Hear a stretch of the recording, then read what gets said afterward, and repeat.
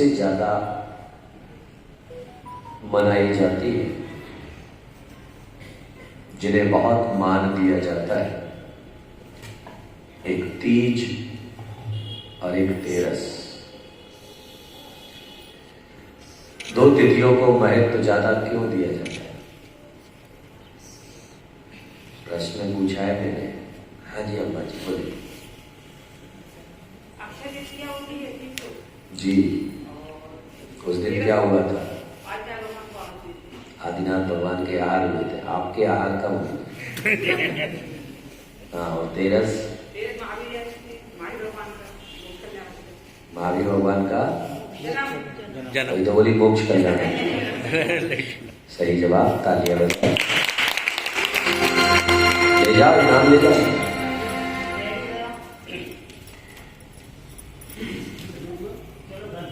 तीज और तेरस,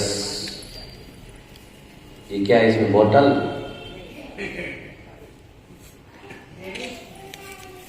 तालियां नहीं बजाई। भारत में सबसे ईमानदार लोग हैं। अकबर और बीरबल का दरबार लगा हुआ था। यह आवाज कैसी हुई भाई? लगा हुआ था। अकबर ने बीरबल से पूछा कि बीरबल, तुम्हारा मेरी हथेली में बाल क्यों नहीं है?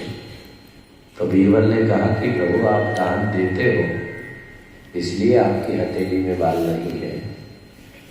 बोले फिर तेरी हथेली में बाल क्यों नहीं है? बोले आप दान देते हो, हम दान लेते हैं, इसलिए मेरी हथेली में बाल नहीं है। बोले सभा में जितने लोग बैठे हैं, उनकी हथेली में बाल क्यों नहीं है?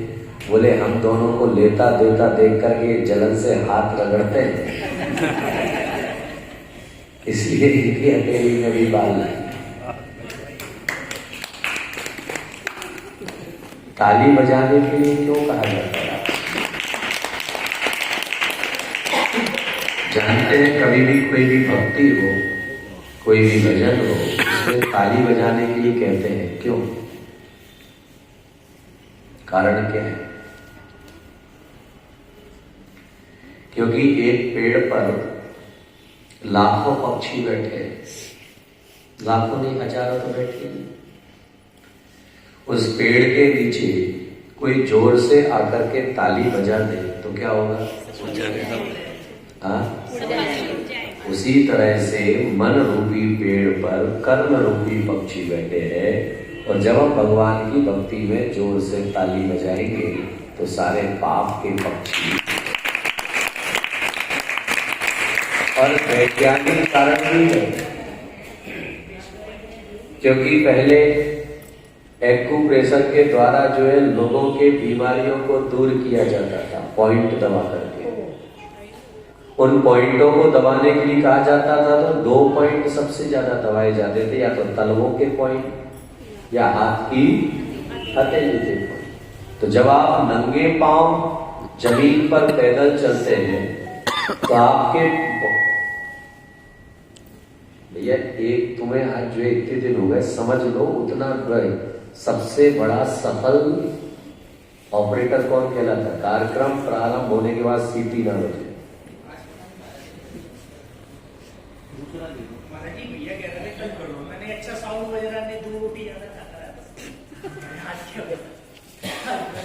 क्या कह रहा था मैं?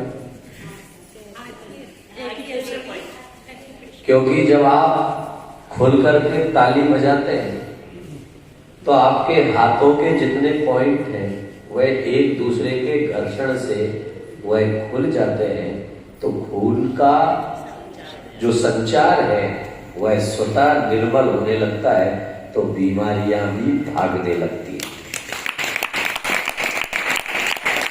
इसलिए ताली बजाने में कभी कंजूसी नहीं करना चाहिए। जितनी ज्यादा ताली बजाओगे, ये भी एक योगा है, हंसना भी एक योगा है। क्योंकि जो व्यक्ति खुल करके हंसता है, उसके अंदर के रोम रोम जो है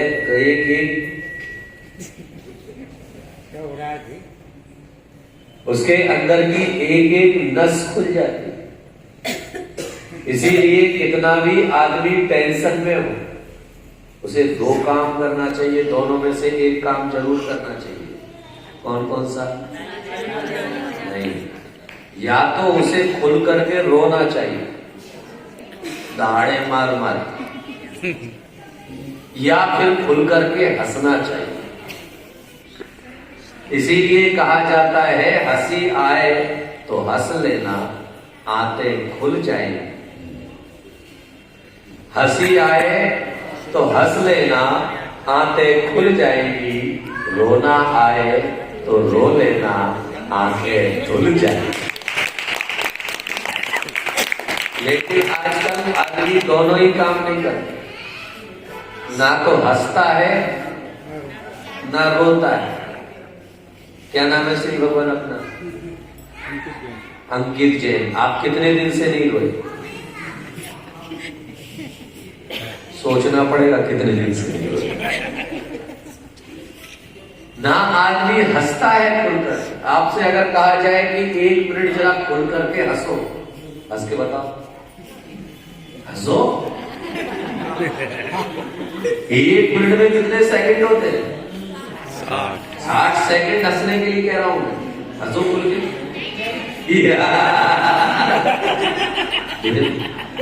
हो गए चुप। कितना महंगा है हंसना।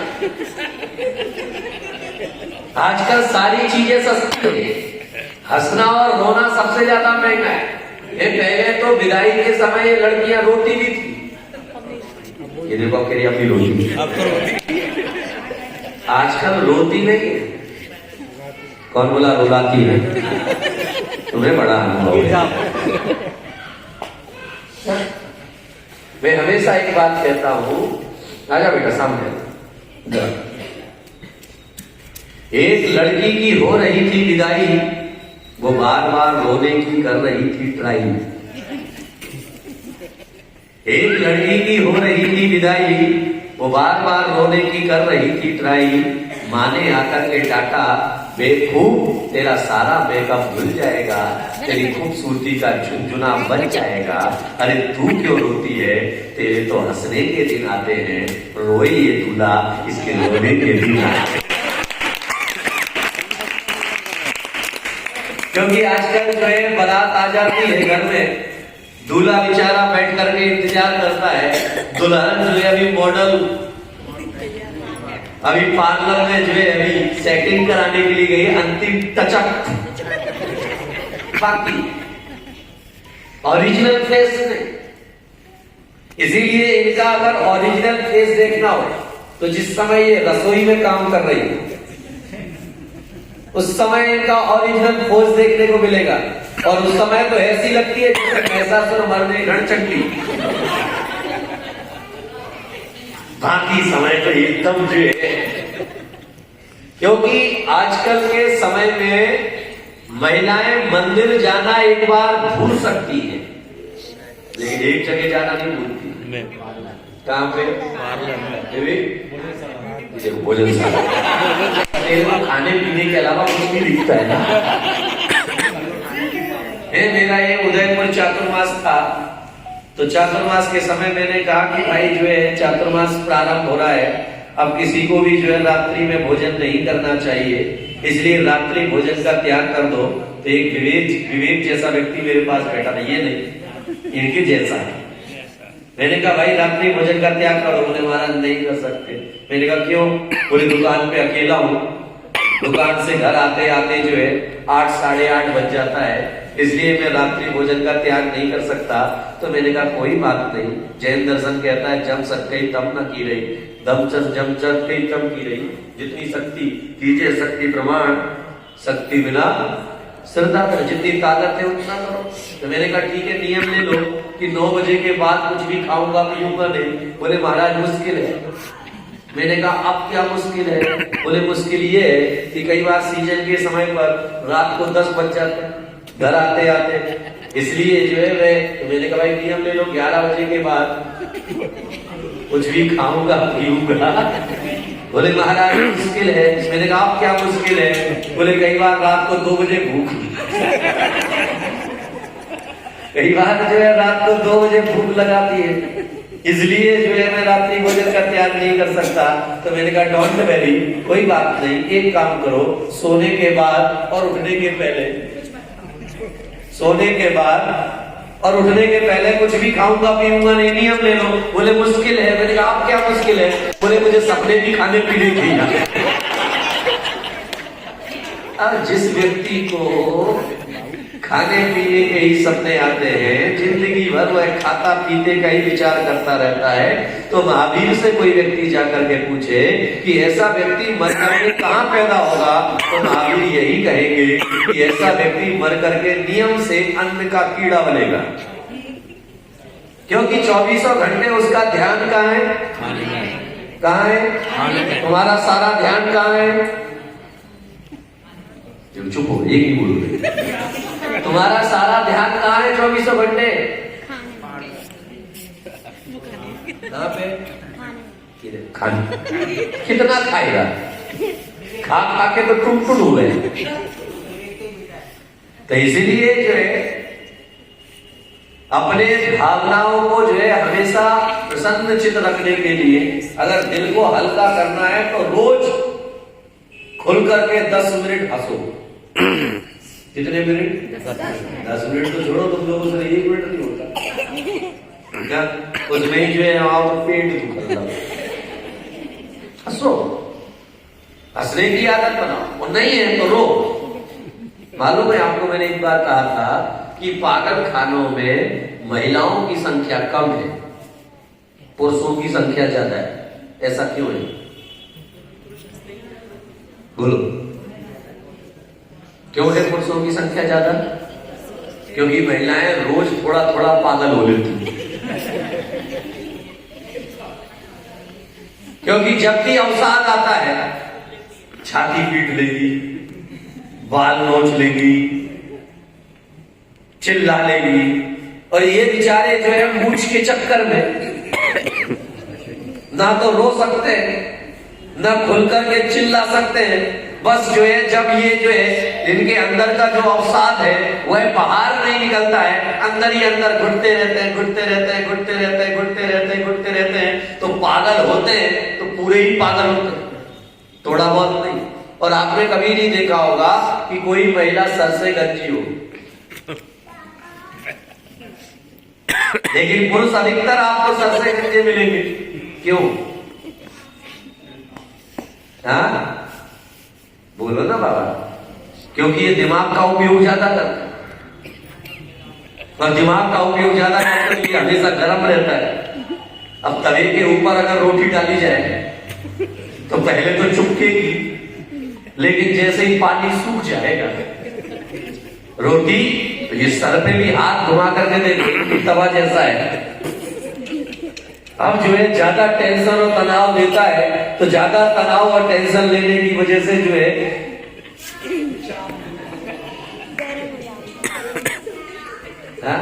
गरम हो जाए। ये देखो सबकी फोटो निकाल रहा है कि कौन कौन यहाँ पे टेंशन में बैठा है। तो इसीलिए जिंदगी को बड़ा सहज और सरल बनाए।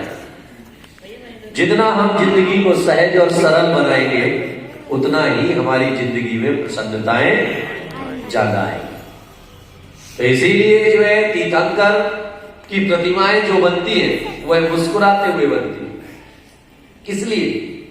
कि आदमी घर से रोता हुआ आए, लेकिन भगवान की शांत मूर्ति को देख करके अपना दुख भूल जाए और मुस्कुराते हुए। इसीलिए संतों को कभी भी देखना, वह तनाव और टेंशन में कम दिखेंगे, क्योंकि संतों के चेहरे पर मुस्कुराहट चाहिए। और अगर संतों के चेहरे पर मुस्कुराहट ना हो तो श्रावक को दहाड़े मार के रोएगा, क्योंकि वह घर से रोता हुआ आया है। महाराज का चेहरा लटका हुआ देखेगा तो वह दहाड़े मार के रोएगा, और महाराज का चेहरा अगर मुस्कुराते हुए देख लेगा तो अंदर का दर्द वह वहां पर और आनंद जिस चीज के लिए वह आया वह अगर नहीं मिला उसे, तो वह वहां से खाली का खाली चला जाएगा। तो इसलिए जिंदगी में हमेशा हर हाल में क्या करो? क्या करो? हंसो, हंसाओ, हंसो, जोर से बोलो, हंसो, हंसाओ, ना फंसो, ना फंसाओ। ना तो किसी को फंसाना चाहिए और ना, और आदमी को बजा किसमें आता है? किसमें बजा आता है? फंसने में नहीं आता, दूसरे को अपना काम दूसरे के कंधे पे डाल दो और अपन पीछे से मजा लेंगे। इसीलिए कई लोगों को देखना, उनसे कोई भी काम डॉक्टर में तो आता ही नहीं। तो कहावत इसीलिए बने रहो पगला, काम करेगा अगला। बने रहो पगला, काम करेगा।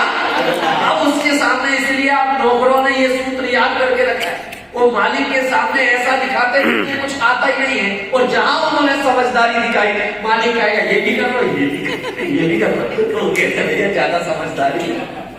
जबकि आता उन्हें सब कुछ है, लेकिन फिर भी जानबूझ करके हुए। तो इसीलिए जिंदगी में कितना भी तनाव और टेंशन रहने दो, लेकिन मुस्कुराहट आपके हर तनाव और टेंशन का समाधान बन करके खड़ी हो जाती है। इसीलिए जो लोग हंसते हैं और हंसाते हैं, उनकी जिंदगी लंबी चलती है। और जो जिंदगी भर तो फिर तो वो एक ही गाना गाते रहते हैं, हमको भी गम ने मारा, तुमको भी गम ने मारा, इस गम को मारा। याद रखना, जो व्यक्ति अंदर से दुखी होता है, उसे खिले हुए फूल अच्छे नहीं लगते, उसे हिलते हुए पत्ते अच्छे नहीं लगते, उसे जो पेड़ अच्छा लगता है कौन सा, जिसमें एक भी पत्ते फूट, क्योंकि उसे जो है पंकज उदास अच्छे लगते हैं। कौन से? पंकज उदास अच्छा लगता है, उसे जो है लता मंगेशकर नहीं चाहिए, उसे अनूप जलोटा नहीं चाहिए, उसे तो कांटा लगा चाहिए। क्या चाहिए? क्या लगा? कांटा लगा। कहाँ लगा? कहाँ लगा? हाथ में लगा। ये देखो, हाथ में कांटा लगा है, हाथ में आकर हाथ से चल रहा था। इसलिए जिंदगी छोटी सी है, उस छोटी सी जिंदगी में जितना प्रेम, जितना आनंद बांट सकते हैं, उतना आनंद बांटने का प्रयास करना चाहिए। अगला प्रश्न आपसे केवल इतना सा, जिस प्रश्न का जवाब आपको देना है कि 24 तीर्थंकर में ऐसे कौन से तीर्थंकर हैं जिन्होंने सबसे कम समय में केवल ज्ञान प्राप्त किया। सबसे कम समय में केवल ज्ञान प्राप्त किया, और कितने समय में? हाँ बेटा बोल। महावीर भगवान। कितने समय में? हाँ जी बोले। कितने समय में? बिल्कुल सही जवाब, मल्लिनाथ भगवान, जिन्होंने 6 दिन के अंदर जो है केवल ज्ञान प्राप्त किया था। तुम लोग सुनो।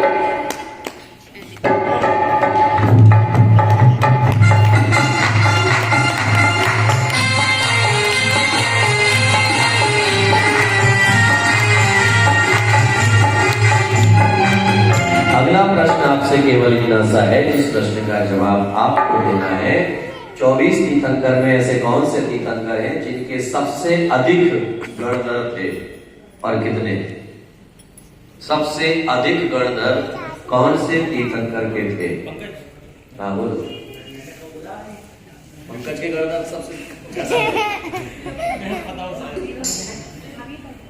सबसे अधिक गणधर कितने?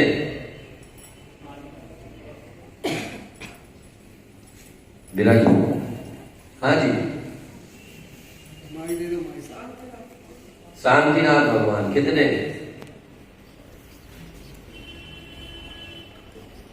वो तो पड़ोसी को मालूम। विराज। हाँ जी बोले।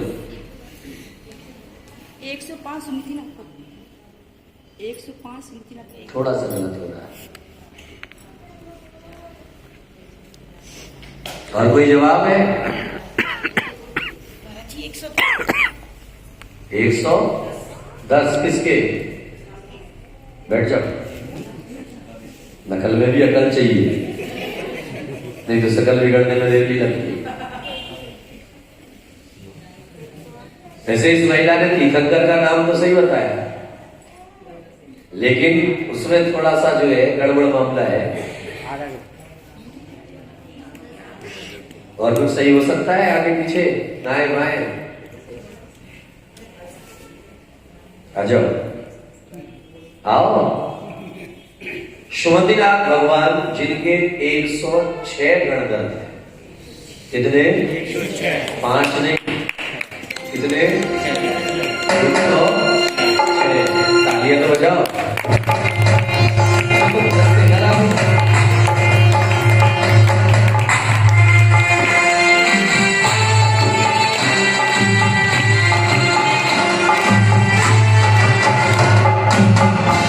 अगला प्रश्न आपसे केवल इतना सा है कि 24 तीर्थंकर में ऐसे कितने और कौन से तीर्थंकर हैं जिनके सबसे कम गणदंत थे, और कितने? ज्यादा हो गए तो ज्यादा के बाद कम। ऐसे कौन से तीर्थंकर हैं जिनके सबसे कम गणदंत थे और कितने? हाँ जी बोले, बैठ जाओ। महावीर भगवान के पीछे पड़कर तुम लोग ले लेते। हाँ बोलो। पार्श्वनाथ भगवान के 10। पार्श्वनाथ भगवान के 10। बिल्कुल सही जवाब। सबसे कम गणदंत थे भगवान पार्श्वनाथ के, केवल 10 गणदंत।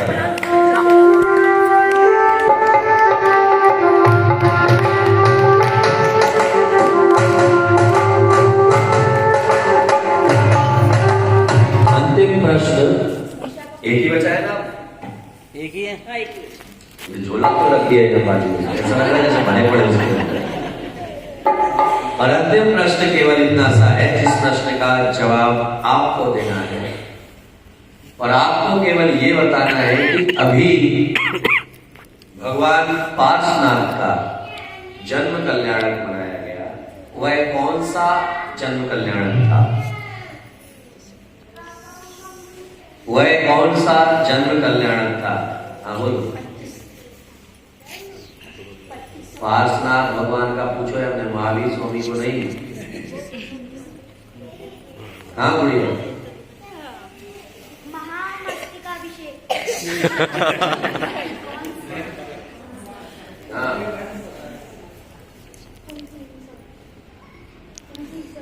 आ जाओ। पार्श्वनाथ भगवान का 29वां जन्म कल्याणक। तालियां बजाओ। और ये भी जो है ईमानदार लड़का है, बाप से पूछ के बताया। चलिएगा, कल फिर मिलेंगे। जब तक के लिए एक छोटा सा ब्रेक, खड़े हो जाए अपने स्थान पर।